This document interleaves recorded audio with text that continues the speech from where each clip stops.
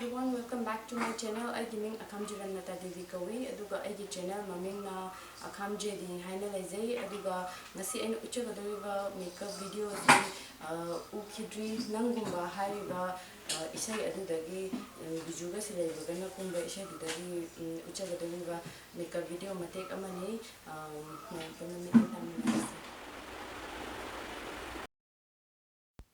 Ahambada eyebrow application apply tawjage.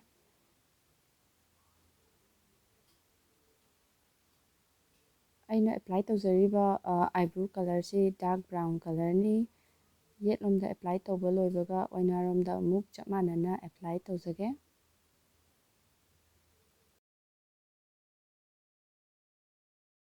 Aigi natural eyebrow shape ta adum apply tawjage.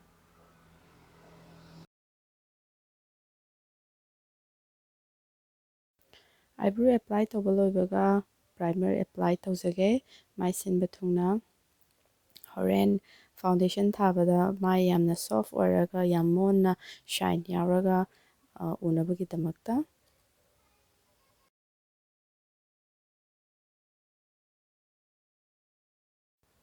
Primer apply tawba loiba matungda hojik aigi maida leiriba sambru amuba singse cover haibadi horen foundation taiba matamda kharadu orashu hide tawnabagidamagta orange character apply tawjage. Orange character apply tawba loiraba matungda aigi ishagi kuchuga chanajaba foundation amuk orange character dugi mathakta apply tawjage.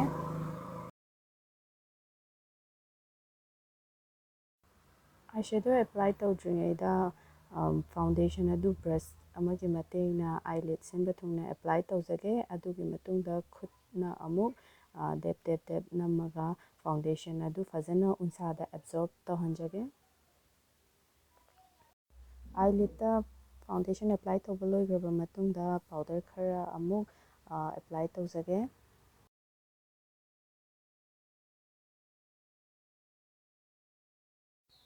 Powder apply tawba loiraba matungda crease area da first eyeshadow color apply tawjage.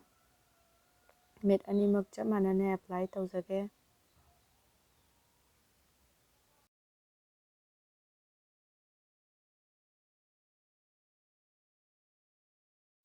First color apply tawba loiraba matungda second color oina amuk hojiki crease area duda amuka apply tawjage. Nakan animak gate amasung oi chap manana apply tawjage. First and second color crease area da apply tawba loiraba matungda hojik third color se amuk eyelid ta apply tawjage. Mid animak chap manana ahumsuba eyeshadow apply tawba loiraba matungda lash curl amuk tawjage. Adugi matungda mascara fazana amuk apply tawjage.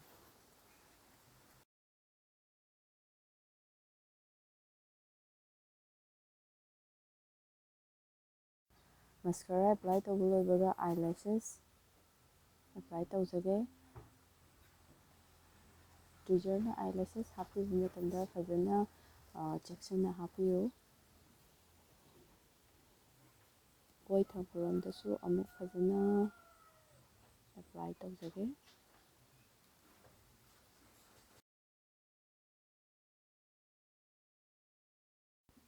Hojik foundation amuk apply fazana tawjage. Ahambada mai sinba thungna khutki matengna fazana tap taibiraba matungda brushna amuk fazana mai sinba thungna apply tawjage.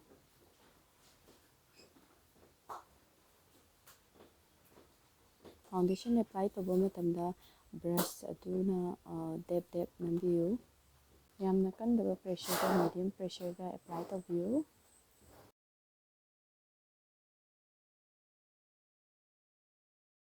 Foundation apply tawba matamda ngaktasu adum yaubiyu. Foundation apply tawba loiraba matungda hojik powder mai sinba thungna apply tawjage.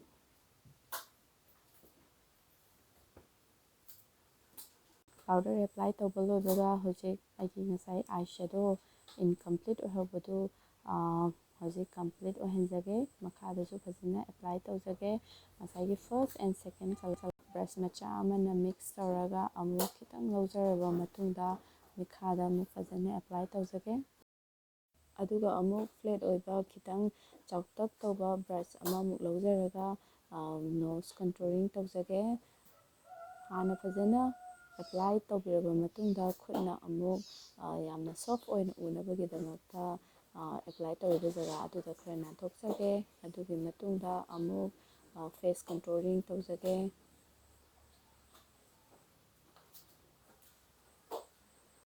ꯌꯦꯠꯂꯣꯝꯗ face control ꯇꯧꯈꯤꯕꯗꯨꯒ ꯆꯞ ꯃꯥꯟꯅꯅ ꯑꯣꯏꯅꯔꯣꯝꯗꯁꯨ apply ꯇꯧꯖꯒꯦ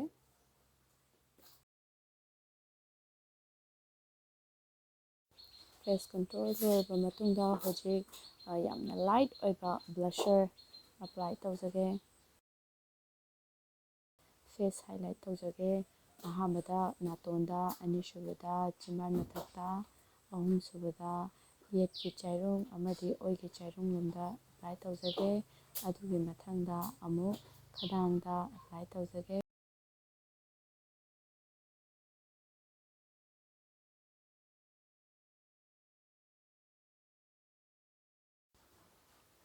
inner corner highlight ꯇꯧꯕꯤꯕ ꯀꯥꯎꯕꯤꯒꯅꯨ ꯉꯁꯥꯏꯒꯤ highlight ꯆꯞ ꯃꯥꯟꯅꯕ ꯍꯥꯏꯂꯥꯏꯇꯔꯗꯨ apply ꯇꯧꯖꯒꯦ inner ꯀꯣꯔꯅꯔꯗꯁꯨ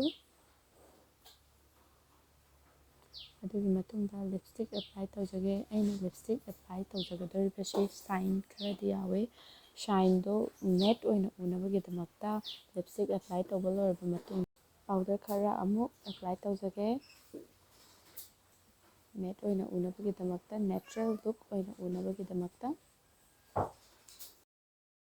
ꯂꯥꯁ ꯑꯣꯏꯕ step ꯑꯣꯏꯅ ꯈꯗꯥꯡꯗ ꯀꯥꯖꯜꯒꯤ ꯃꯇꯦꯡꯅ ꯑꯥꯏꯕ꯭ꯔꯣ ꯃꯆꯥ ꯑꯃ ꯑꯦꯄ꯭ꯂꯥꯏ ꯇꯧꯖꯒꯦ ꯁꯤꯁꯤꯅ ꯑꯩꯒꯤ ꯐꯥꯏꯅꯦꯜ ꯂꯨꯛ ꯑꯩꯒꯤ ꯚꯤꯗꯤꯑꯣꯕꯨ ꯌꯦꯡꯕꯤꯕꯒꯤꯗꯃꯛ ꯃꯌꯥꯝꯕꯨ ꯊꯥꯒꯠꯆꯔꯤ ꯃꯊꯪꯒꯤ ꯚꯤꯗꯤꯑꯣꯗ ꯑꯃꯨꯛ ꯊꯦꯡꯅꯔꯁꯤ ꯕꯥꯏ